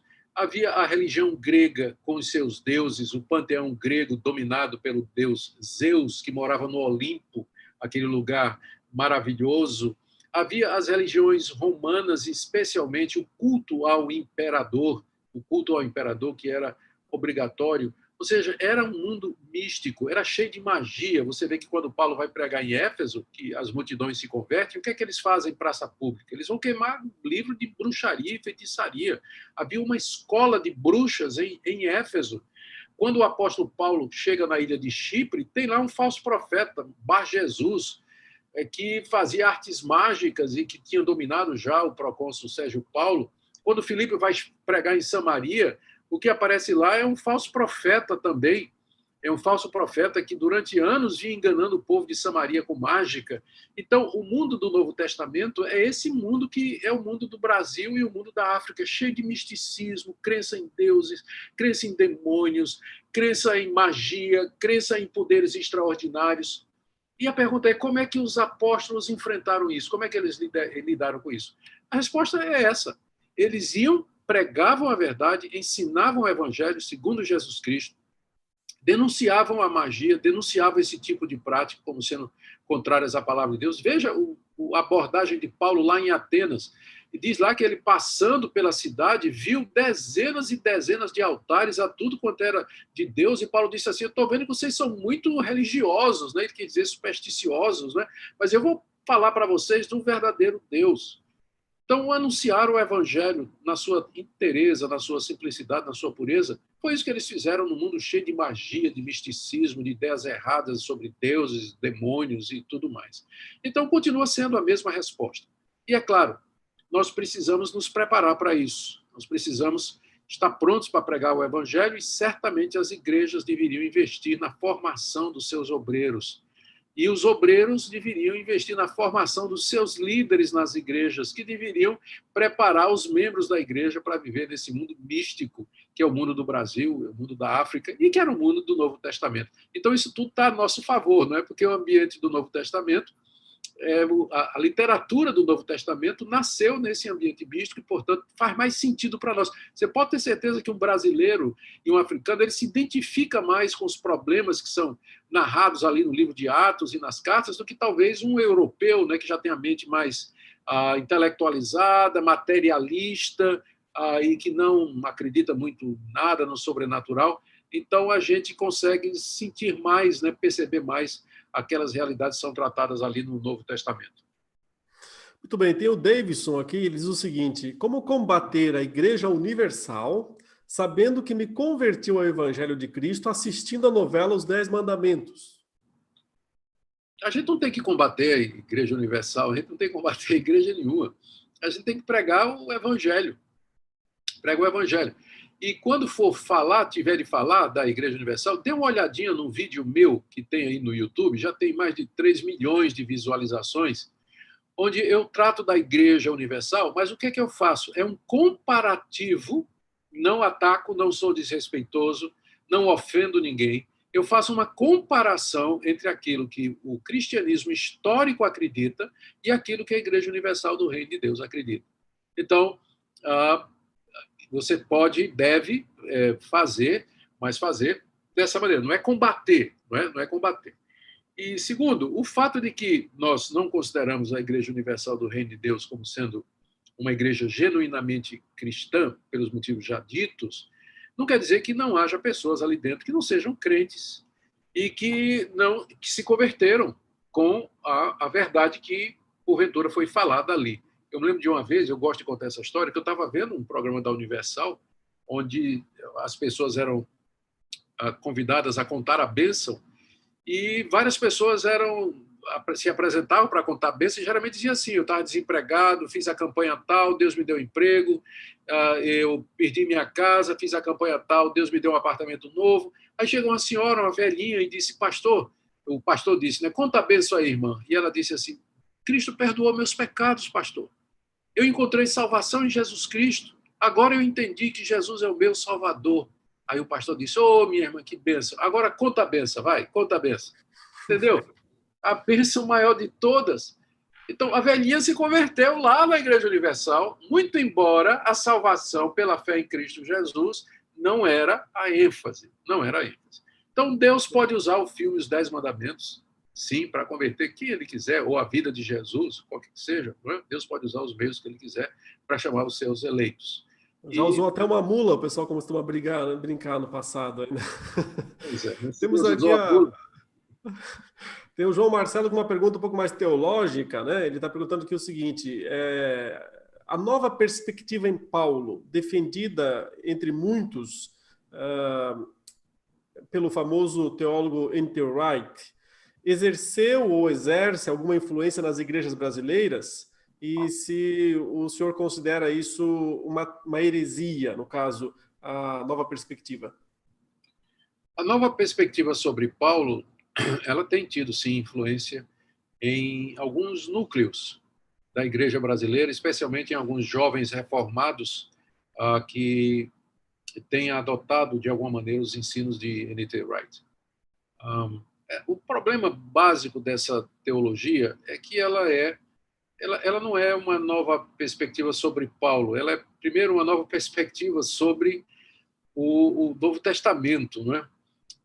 O problema, a visão, tudo começou algumas centenas de anos atrás com a obra de estudiosos como Stendhal, como Kimmel e Sanders, que disseram que o judaísmo do primeiro século ele não era uma religião legalista, mas era aquilo que Sanders chamou de nomismo pactual. O judeu já sabia que estava salvo, que era pela graça, e que ele nasceu dentro da aliança, e que ele fazia obras não para se salvar, mas para se manter dentro do pacto, e que o fariseu não era legalista. E que, portanto, o centro do Novo Testamento não é a justificação pela fé. Porque ninguém estava perguntando, ninguém estava no primeiro século perguntando de que maneira ser salvo, porque o judeu já teria a resposta. Então, na verdade, toda a disputa de Paulo em Gálatas aos romanos e tudo mais, não é sobre se a salvação é pela fé ou pelas obras, mas em que base o gentio pode ser incluído na igreja.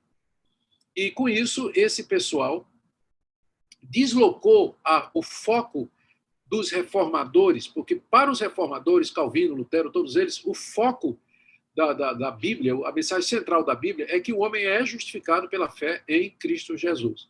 E com essa nova releitura do Novo Testamento, a justificação pela fé se tornou uma espécie de cratera subsidiária dentro da teologia maior, que é o senhorio de Cristo, o domínio de Deus sobre todas as coisas e o reino de Deus. E o problema, então, é que, à medida que essa teologia, essa nova perspectiva sobre Paulo, ela foi evoluindo, começou a se questionar, então, se Paulo realmente algum dia tinha ensinado que nós somos justificados através da imputação da justiça de Cristo sobre nós. Que Deus nos imputa a justiça de Cristo, uma vez que esse é um conceito bem romano, não é?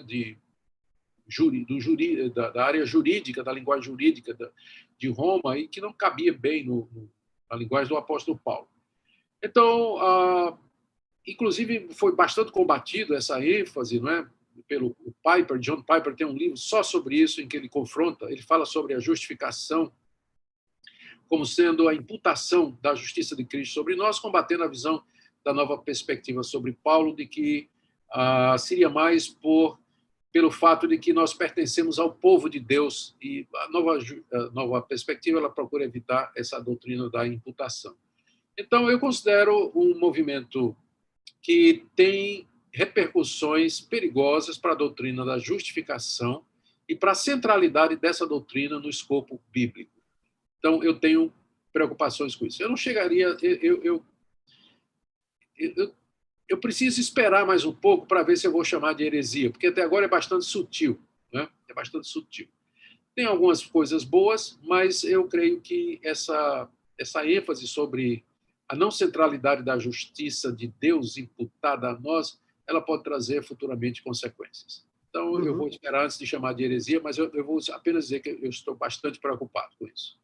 Tá certo. A gente vai responder mais umas 2, 3 perguntas ainda antes de encerrar, mas gostaria de convidar, especialmente os nossos queridos irmãos que nos acompanham pela live aí no YouTube, né, se quiserem, a se matricularem nessa disciplina.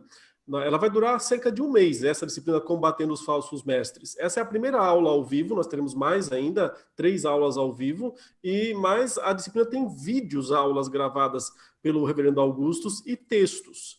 E essa disciplina, Combatendo os Falsos Mestres, né, está disponível para matrícula agora, ou o curso completo que o Reverendo Augustus preparou para o Instituto. São 9 disciplinas, no mínimo 9 meses estudando a Palavra de Deus com o Reverendo Augustus, né? Então, se você quiser, entra no nosso site, no institutoreformado.com.br. E lá você pode se inscrever de forma avulsa em qualquer uma dessas disciplinas, das 9, incluindo essa que está acontecendo agora, ou você pode se inscrever no curso completo. E se você fizer isso no curso completo, você vai ganhar livros grátis, bons livros, bons mesmo. Então, entra lá no site e já vê a informação lá no institutoreformado.com.br, já se matricula, quem sabe na próxima quinta-feira você já está aqui dentro da sala do Zoom também, podendo fazer a pergunta diretamente aí ao Reverendo Augustus, como terá a oportunidade de fazer pela 3ª vez a nossa irmã Carol Caldas, que entrou na fila pela 3ª vez e vai fazer a pergunta. E depois nós vamos responder mais umas 2 gravadas aqui e encerraremos esse nosso momento. Então, vamos lá, Oi? Carol, pode perguntar.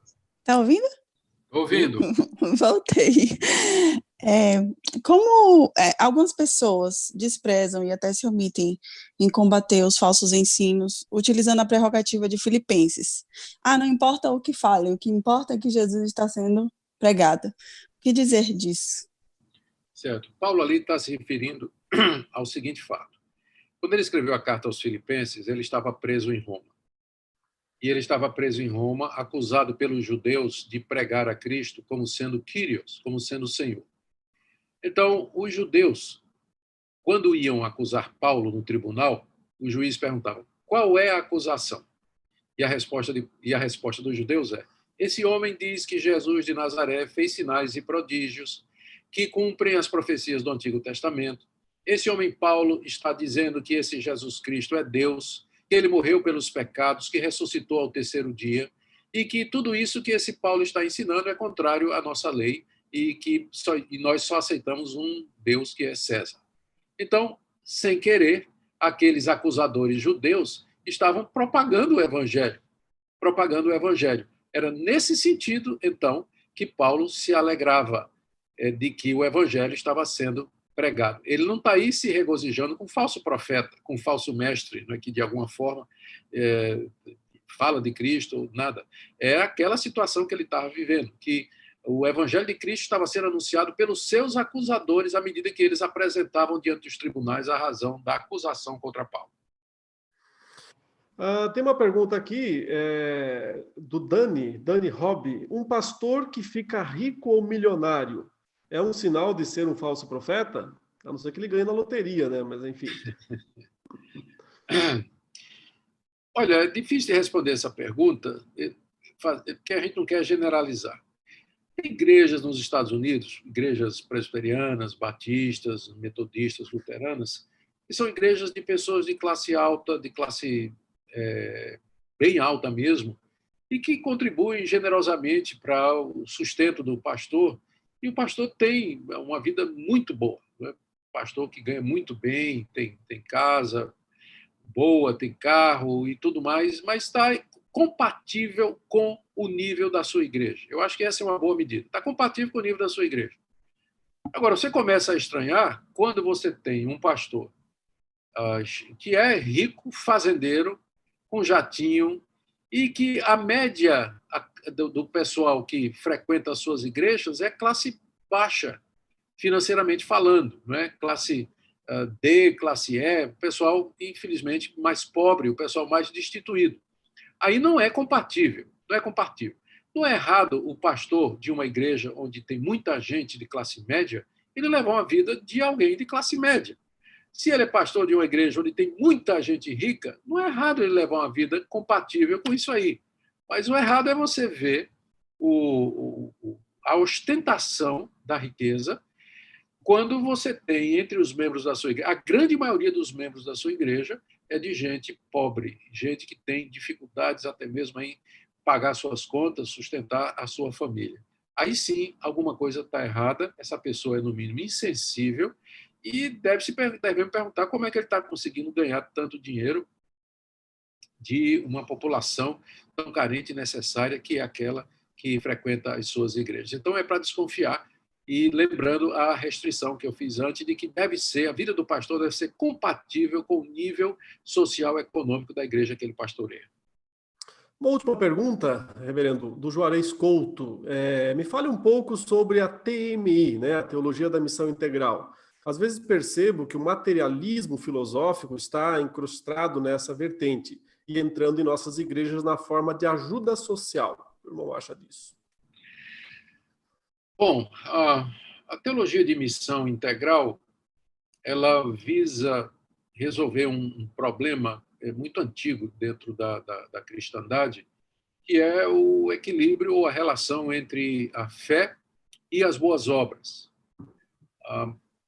Muito embora a Bíblia diga que a salvação é pela fé sem as obras, a Bíblia recomenda as boas obras como sendo demonstrativo e mesmo como acompanhando a fé que salva. E a pergunta, então, é de que maneira nós podemos praticar essas boas obras em conjunto com a pregação da nossa fé. A teologia de missão integral, o nome já está dizendo, ela diz que a igreja, ela, no cumprimento do seu mandato de evangelização, ela deve ver o homem na sua integralidade. O homem não é só espírito. Então, portanto, a igreja não tem que pregar somente a justificação da alma, para que a alma seja salva. Mas o homem também é corpo.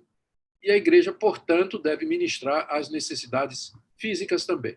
O problema da teologia de missão integral, e eu não diria toda ela, porque ela é multifacetada, tem linhas dentro da teologia de missão integral, mas algumas linhas, então, chegam a defender que se a igreja não se envolve no cuidado dos pobres e dos necessitados, a sua pregação é vã.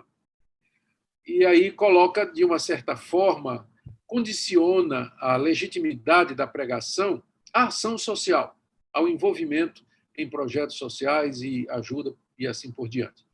E existe uma vertente mais radical, né, da teologia de missão integral que claramente diz, há vídeos inclusive de alguns dos seus líderes, diz do seu compromisso com o marxismo como ferramenta de leitura da realidade e até como ferramenta para informar as ações e as perspectivas da teologia de missão. Não estou dizendo que todo mundo que é da TMI é comunista ou que segue o marxismo.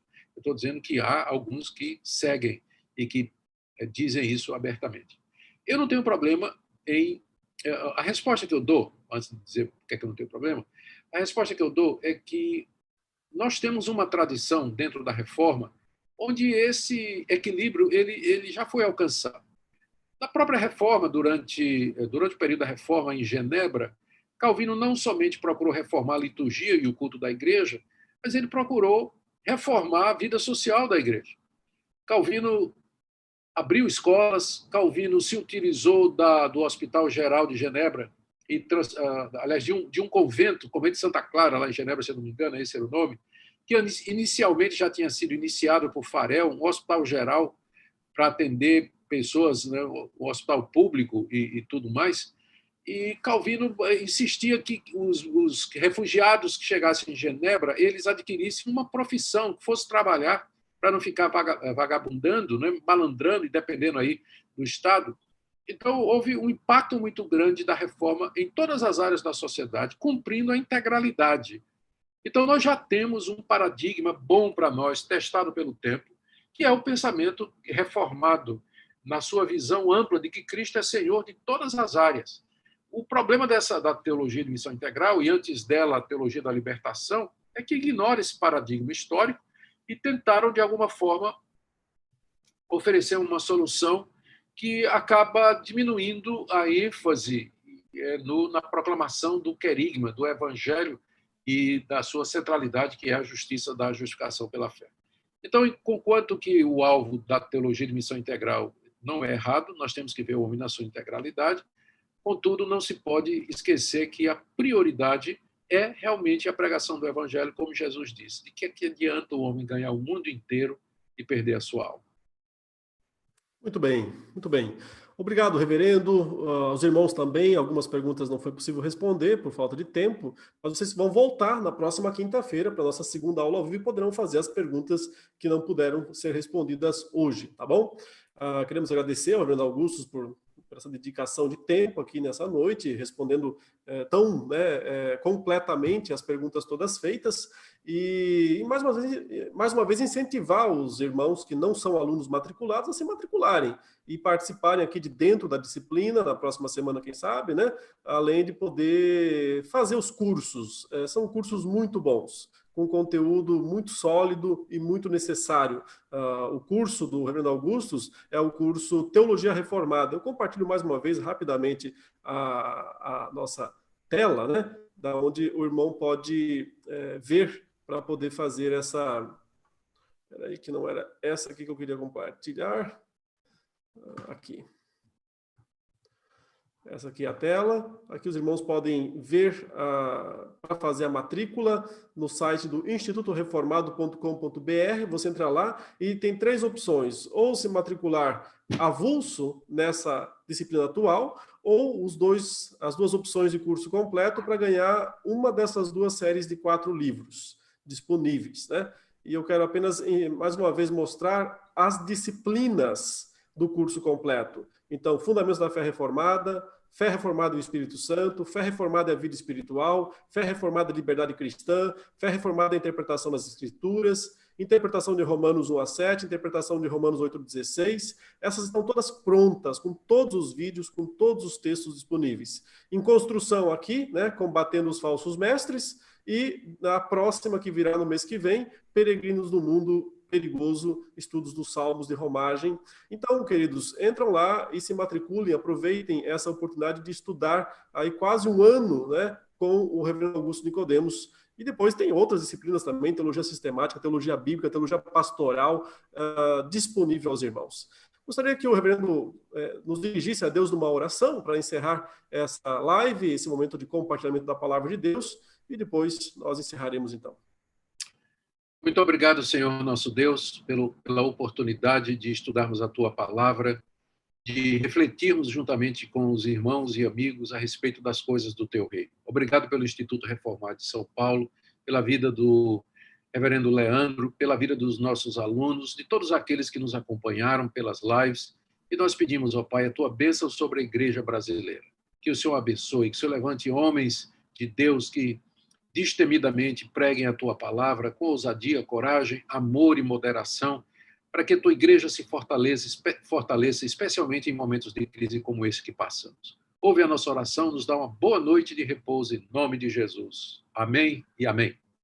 Amém. Graças a Deus. Muito obrigado, reverendo, mais uma vez. Obrigado aos irmãos, alunos aqui dentro da sala virtual. Obrigado para quem está na live. Deus abençoe a todos e até a semana que vem. Um abraço, reverendo.